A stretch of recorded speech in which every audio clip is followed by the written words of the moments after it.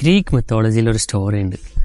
Goddess of Don എന്നറിയപ്പെടുന്ന ഇയോസും തിത്തനോസ് എന്ന് പറയുന്ന ട്രോയ് എന്ന രാജ്യത്തിലെ രാജകുമാരനുമായിട്ട് അഗാധമായ പ്രണയത്തിലായിരുന്നു.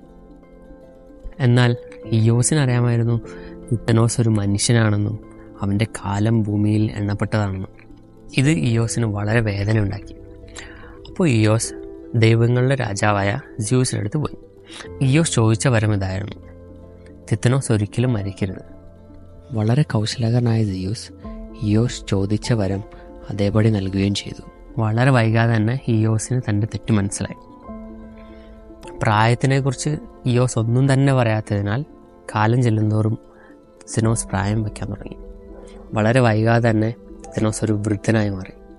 അപ്പോൾ ഈ ഒരു കഥയും എഐയും തമ്മിൽ എന്താ ബന്ധം? എൻ്റെ പേര് Joel. Welcome to my channel. Goes back, as a matter of fact, to extremely fundamental things. Midjourney എന്ന് പറയുന്നത് ഒരു ഇമേജ് ജനറേഷൻ മോഡൽ. നമ്മൾ എന്ത് ഡിസ്ക്രൈബ് ചെയ്താലും അത് ഇമേജസ് ആയിട്ട് പുറത്തുവിടിപ്പിക്കുന്ന ഒരു AI. മിഡ്ജേണി വെച്ചുണ്ടാക്കിയ ഒരു ഇമേജാണ് ഇത്. അതേ സെയിം AI വെച്ചിട്ട് ഉണ്ടാക്കിയ വേറൊരു ഇമേജാണ് ഈ കാണുന്നത്. അതുപോലെ തന്നെ ഇതും. അപ്പോൾ എന്തുകൊണ്ട് ഇങ്ങനെ സംഭവിക്കുന്നു? ഒരാളടിക്കുമ്പോൾ ഇത്രയും ബ്ലറിയും ഇത്രയും സ്കെച്ചി ആയിട്ടുള്ള ഇമേജും മറ്റൊരാളടിക്കുമ്പോൾ ഇത്ര മനോഹരമായ റിയലിസ്റ്റിക് ആയിട്ടുള്ള ഇമേജസ് പുറത്തുവിടിപ്പിക്കാൻ പറ്റുന്നു. നമ്മളിതുപോലെ വരങ്ങൾ നൽകുന്ന ദൈവത്തിൻ്റെ കഥയും അതുപോലെ തന്നെ കുപ്പിയിൽ നിന്ന് വന്ന ഭൂതത്തിൻ്റെ കഥയൊക്കെ കേട്ടിട്ടുണ്ട്. എല്ലാത്തിലും എടുത്തു നിൽക്കുന്ന ഒരു ഫാക്ടർ എന്താണ്? നമ്മൾ എങ്ങനെ ഭൂതത്തിനോട് അല്ലെങ്കിൽ ദൈവത്തിനോട് ഈ വരം ആവശ്യപ്പെടുന്നു, അഥവാ ക്ലിയർ കമ്മ്യൂണിക്കേഷൻ. അപ്പോൾ ഇത് തന്നെയാണ് AI നടക്കുന്നത്. നമ്മൾ എത്ര ബെറ്ററായിട്ട് ഇൻപുട്ട് കൊടുക്കുന്നു അത്രയും ബെറ്ററായിട്ട് നമുക്ക് ഔട്ട്പുട്ട് കിട്ടും. എന്തിനാണ് കമ്പനീസ് 300K 600K സാലറി ഒക്കെ കൊടുക്കുന്നു പ്രോംപ്റ്റ് എൻജിനീയേഴ്സ്? പ്രോംപ്റ്റേഴ്സ് ചെയ്യുന്നത് വേറെ ഒന്നുമല്ല, ഏറ്റവും ബെസ്റ്റ് രീതിയിൽ AIക്ക് അവർ ചെയ്യേണ്ട കാര്യങ്ങൾ ഇൻസ്ട്രക്ഷൻസ് ആയിട്ട് പറഞ്ഞു കൊടുക്കുക. ഇപ്പോൾ ഉള്ള AI സിസ്റ്റംസ് വെച്ചിട്ട് നമുക്ക് ഒരു ഫോൺ അസിസ്റ്റൻറ്റിനെ വരെ ഉണ്ടാക്കാം. നമ്മളുടെ ഹോട്ടലുണ്ടെന്ന് വിചാരിക്കും. ആ ഹോട്ടലിലേക്ക് കോളുകൾ വരുമ്പോൾ അത് അറ്റൻഡ് ചെയ്ത് ആ ഓർഡറുകൾ എടുത്ത് നമ്മളുടെ സിസ്റ്റത്തിലേക്ക് ഫോർവേഡ് ചെയ്യുന്ന ഒരു AI. ഇത് ഇപ്പോൾ പോസിബിളാണ്. അപ്പോൾ നമുക്ക് ആലോചിക്കാൻ പറ്റും ഇനി അങ്ങോട്ട് എന്തോരം മാറ്റങ്ങളാണ് സംഭവിക്കാൻ പോകുന്നത്. അപ്പോൾ ഇങ്ങനൊരു ഫോൺ അസിസ്റ്റൻ്റ് ഉണ്ടെന്ന് വിചാരിക്കും. ആ ഫോൺ അസിസ്റ്റൻറ്റിന് എന്തൊക്കെയാണ് അറിയേണ്ടത്? ഈ ഹോട്ടലിലെ മെനു അറിയണം അല്ലേ? ഈ ഹോട്ടലിലെ മെനുവിൽ ഉള്ള കാര്യങ്ങൾ ആളുകൾ എങ്ങനെ വിളിക്കുന്നു എന്നറിയണം. ചില ആളുകൾ മെനുവിലുള്ള കാര്യമായിരിക്കില്ല പറയുന്നത്, അത് ഇന്ന സാധനമാണ് എന്ന് മനസ്സിലാക്കിയിട്ട് അത് ചെക്ക് മാർക്ക് ചെയ്യണം അല്ലേ? ഇതെല്ലാം അല്ലെങ്കിൽ ഇതുപോലുള്ള ഇൻസ്ട്രക്ഷൻസ് എല്ലാം കൊടുത്ത് AI പ്രിപ്പയർ ചെയ്യുമ്പോഴാണ് ഈ AI പ്രോപ്പറായിട്ട് വർക്ക് ചെയ്യുന്നത്. അപ്പോൾ നിങ്ങൾക്ക് മനസ്സിലാവുന്നുണ്ടാവും പ്രോംപ്റ്റിങ്ങിൻ്റെ പവർ എവിടെയാണെന്ന്. എന്ത് തരം ടെക്നിക്സ് ഉപയോഗിച്ചാലാണ് AIക്ക് ഏറ്റവും കൂടുതൽ മനസ്സിലാവുക? ഇതിൽ 3 തരം ടെക്നിക്സാണ് നമ്മൾ ഈ വീഡിയോയിൽ ഡിസ്കസ് ചെയ്യാൻ പോകുന്നത്. 0 shot prompting, few shot prompting, chain of thought prompting. ഈ 3 തരം ടെക്നിക്സാണ് പ്രോംപ്റ്റിങ്ങിൽ ഇപ്പോഴത്തെ ഏറ്റവും ബേസ്. 0 ഷോട്ട് പ്രോംപ്റ്റിംഗ് എന്താണ്? നമ്മൾ ഒരു തരം എക്സാമ്പിളോ വിശദീകരണമോ കൊടുക്കാതെ ഡയറക്റ്റായിട്ട് നമുക്ക് വേണ്ട ആവശ്യം പറയുന്നതിനാണ് 0 ഷോട്ട് പ്രോംപ്റ്റിംഗ് എന്ന് പറയുന്നത്. ഒരു AI എത്രത്തോളം ഇൻ്റലിജൻ്റ് ആണ് എന്ന് മനസ്സിലാക്കണമെങ്കിൽ 0 ഷോട്ട് പ്രോംപ്റ്റിംഗ് ചെയ്താൽ മനസ്സിലാവും. ഒരു എക്സാമ്പിൾ എന്താണെന്ന് വെച്ചാൽ, നമ്മൾ ഒരാളുടെ അടുത്ത് ഒരു പാൽ ചായ ഉണ്ടാക്കുമെന്ന് പറയാം. അപ്പോൾ ഇയാൾക്ക് ആദ്യം ഐഡിയ ഉണ്ടാവണം പാൽ ചായ എങ്ങനെ ഉണ്ടാക്കേണ്ടത്, ഉണ്ടാക്കുമ്പോൾ എന്തൊക്കെയാണ് ശ്രദ്ധിക്കേണ്ടത്. പാൽ തിളച്ച് പോകാൻ പാടില്ല, ചൂടുള്ള പാത്രത്തിൽ തൊടാൻ പാടില്ല. ഇതെല്ലാം അതിൻ്റെ അടിയിൽ വന്ന സബ് ഇൻസ്ട്രക്ഷൻസ് ആണ്. പക്ഷേ ഇതെല്ലാം നമ്മൾ വേൾഡിൽ ഓപ്പറേറ്റ് ചെയ്ത് പഠിച്ചുകൊണ്ട് നമുക്കിതൊന്നും അറിയേണ്ട ആവശ്യമില്ല. ചില കാര്യങ്ങൾ നമ്മൾ എക്സ്പ്ലെയിൻ ചെയ്യാതെ തന്നെ AIക്ക് മനസ്സിലായി തുടങ്ങിക്കഴിഞ്ഞാൽ അവർ AI കുറച്ചും കൂടി ഇൻ്റലിജൻ്റ് ആണ് എന്നതിൻ്റെ തെളിവാണ്. അപ്പോൾ ഈ 0 ഷോട്ട് പ്രോംപ്റ്റിങ്ങിന് എന്തൊക്കെ യൂസസ് ഉണ്ട്? ഒന്ന്, ഈ ഒരു മോഡലിൻ്റെ ജനറലൈസേഷൻ എന്ന് പറഞ്ഞാൽ എബിലിറ്റി ടെസ്റ്റ് ചെയ്യാൻ പറ്റും. അപ്പോൾ ജനറലൈസേഷൻ എന്താണെന്ന് വെച്ചാൽ, ഒരു സ്ഥലത്ത് നിന്ന് നമ്മൾ പഠിച്ച കാര്യം വേറൊരു സ്ഥലത്ത് യൂസ്ഫുൾ ആവുമെന്ന് മനസ്സിലാക്കുന്നതാണ്. ജനറലൈസേഷൻ്റെ ഒരു എക്സാമ്പിൾ എന്താണെന്ന് വെച്ചാൽ, നമ്മൾ ഗ്ലാസ് കൊണ്ട് ഉണ്ടാക്കിയ ഒരു ബോട്ടിൽ നിലത്ത് വീണ് പൊട്ടുന്ന കണ്ടിട്ടുണ്ട്. അപ്പോൾ ഗ്ലാസ് കൊണ്ട് ഉണ്ടാക്കിയ കപ്പായാലും ഗ്ലാസ് കൊണ്ട് ഉണ്ടാക്കിയ ഫ്ലാസ്ക് ആയാലും അത് പൊട്ടുമെന്ന് നമുക്ക് മനസ്സിലാവും. അപ്പോൾ ഈ പറഞ്ഞ സാധനങ്ങളുടെ ഷേപ്പ് വരെ വ്യത്യാസം ഉണ്ടെങ്കിലും നമുക്കറിയാം ഇന്ന സാധനം ഇന്ന മെറ്റീരിയൽ വെച്ച് ഉണ്ടാക്കിയതുകൊണ്ട് നിലത്ത് വീണ് അത് പൊട്ടാൻ സാധ്യതയുണ്ട് അല്ലേ? ഇത് നമ്മൾ ജനറലൈസേഷൻ ചെയ്യുന്നതാണ്. അപ്പോൾ 0 ഷോട്ട് പ്രോംപ്റ്റിംഗ് വെച്ചിട്ട് ഒരു മോഡലിൻ്റെ ജനറലൈസേഷൻ എബിലിറ്റി മനസ്സിലാക്കാൻ പറ്റും. അതുപോലെ തന്നെ ഒരു മോഡലിൻ്റെ ലിമിറ്റ് ടെസ്റ്റ് ചെയ്യാം. Create A snake game in Python എന്ന് പറയുമ്പോൾ ഒരു പാമ്പിൻ്റെ ഗെയിം ഉണ്ടാക്കുകയാണെന്ന് വിചാരിക്കും. അത് ഒരു എറർ പോലും ഇല്ലാതെ ഒരു ഗെയിം ഉണ്ടാക്കുകയാണെങ്കിൽ അത് സീറോ ഷോട്ട് പ്രോംപ്റ്റിങ് ചെയ്യിച്ചു.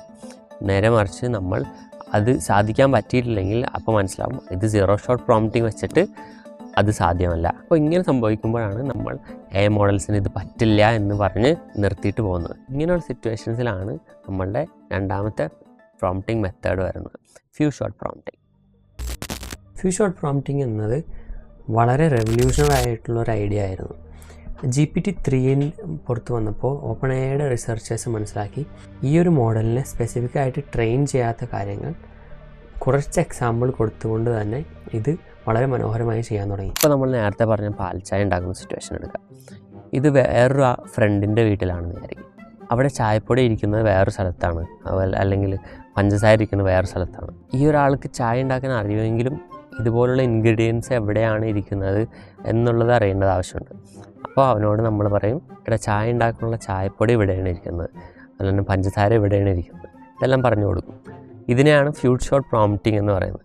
അപ്പോൾ ഈ ChatGPT പോലുള്ള മോഡൽസ് ഇൻ്റർനെറ്റിലുള്ള ഡാറ്റ 90% ഇൻ്റർനെറ്റിലുള്ള ഡാറ്റ കംപ്ലീറ്റ് പഠിച്ച കുറേ മോഡൽസാണ്. പക്ഷേ ചില സമയത്ത് ഈ മോഡൽസിന് ഇത്രയും നോളജ് എങ്ങനെ ആക്സസ് ചെയ്യണമെന്ന് അറിയില്ല.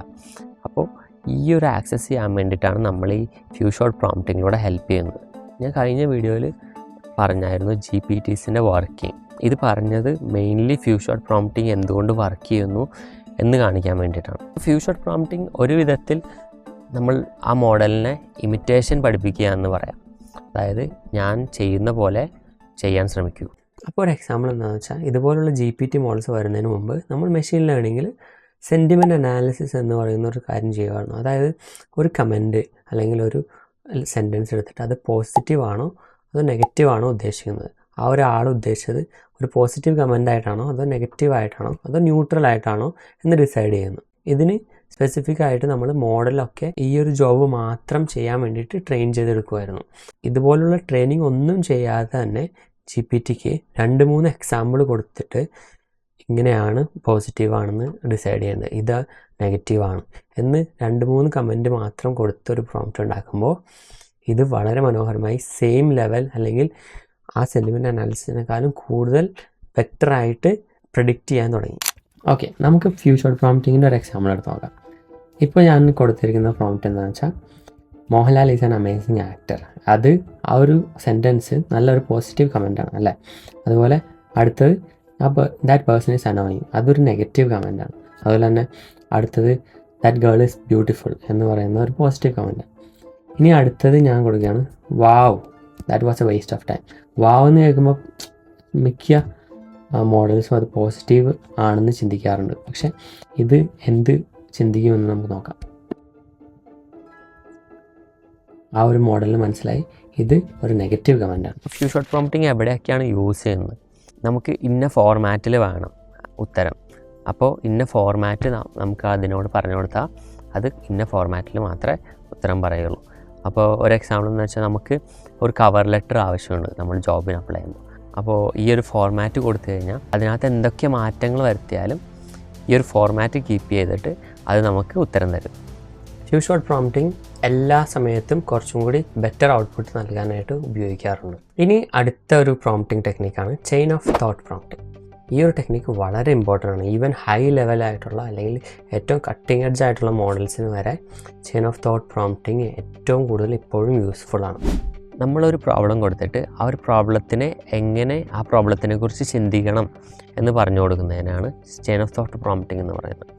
ചെയിൻ ഓഫ് തോട്ട് പ്രോംപ്റ്റിങ്ങിൽ തന്നെ ഏറ്റവും ഇൻട്രസ്റ്റിംഗ് ആയിട്ടുള്ള കാര്യം എന്താണെന്ന് വെച്ചാൽ, നമ്മൾ സ്റ്റെപ്പ് ബൈ സ്റ്റെപ്പായിട്ട് പറഞ്ഞു കൊടുക്കാതെ തന്നെ വെറുതെ ഒരു line let's think step by step about this problem അല്ലെങ്കിൽ let's think step by step എന്ന് മാത്രം ആഡ് ചെയ്തപ്പോൾ ഇതിൻ്റെ പെർഫോമൻസ് വളരെ ഇൻക്രീസായി.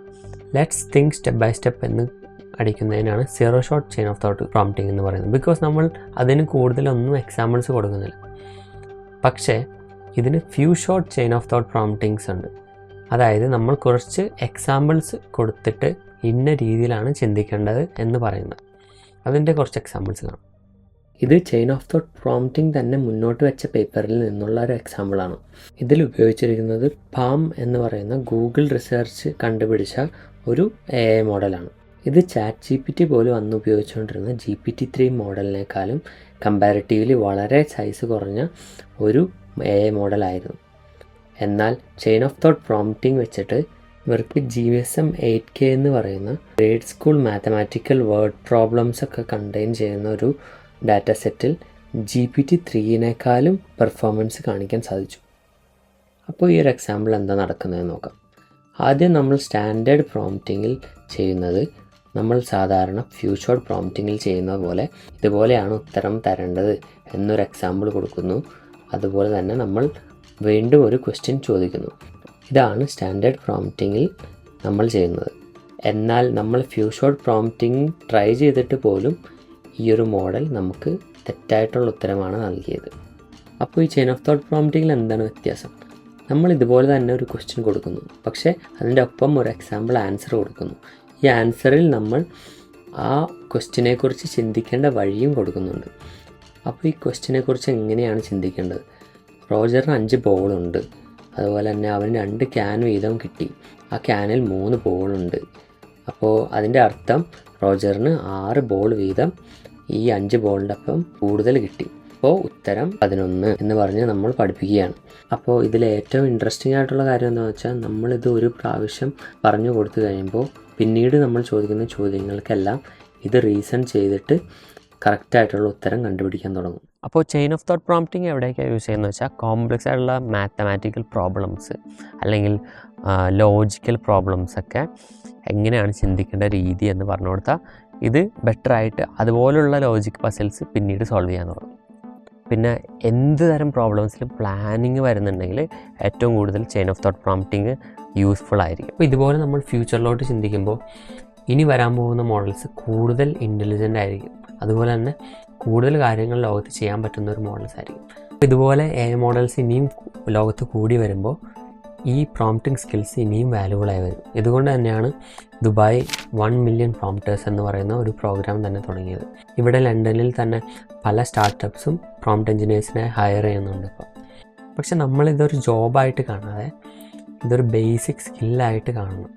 നമ്മൾ എന്ത് തരം വർക്കാണ് ചെയ്യുന്നതെങ്കിലും ബേസിക് പ്രോംപ്റ്റിംഗ് സ്കിൽസ് ഉണ്ടെങ്കിൽ നിങ്ങൾക്ക് AI ഉപയോഗിച്ച് നിങ്ങളുടെ വർക്കിൽ തന്നെ ഒരുപാട് കാര്യങ്ങൾ ഓട്ടോമേറ്റ് ചെയ്യാൻ പറ്റും. അപ്പോൾ ഇത്രയും പറഞ്ഞുകൊണ്ട് ഈ വീഡിയോ ഞാനിന്ന് നിർത്തിയാണ്. അപ്പോൾ ഇനി വരാൻ പോകുന്ന കുറച്ച് വീഡിയോസിൽ പ്രോംപ്റ്റിങ്ങിന് തന്നെ കുറച്ചും കൂടി കോംപ്ലക്സ് ആയിട്ടുള്ള കാര്യങ്ങളാണ് ഡിസ്കസ് ചെയ്യാൻ പോകുന്നത്. എങ്ങനെ ഒരു AIനെ കംപ്ലീറ്റ് ആയിട്ട് ഒരു ഇൻസ്ട്രക്ഷൻ ഫോളോ ചെയ്യിപ്പിച്ച് കൊണ്ടുപോകാം, അതുപോലെ തന്നെ പ്രോംപ്റ്റ് ചെയിനിങ് എന്താണ്, പ്രോംപ്റ്റിങ്ങിന് AIനെ വെച്ചിട്ട് എന്തൊക്കെ ഹെൽപ്പ് ചെയ്യാൻ പറ്റും, ഇതൊക്കെയാണ് ഞാൻ മെയിനായിട്ട് നോക്കാൻ ഉദ്ദേശിക്കുന്നത്. അപ്പോൾ ഈ വീഡിയോയിൽ നിന്ന് നിങ്ങൾക്ക് എന്തെങ്കിലും യൂസ് ഉണ്ടായിരുന്നെങ്കിൽ തീർച്ചയായിട്ടും കമൻറ്റിൽ അറിയിക്കുക. ഇനി അടുത്ത പ്രാവശ്യം കാണാം.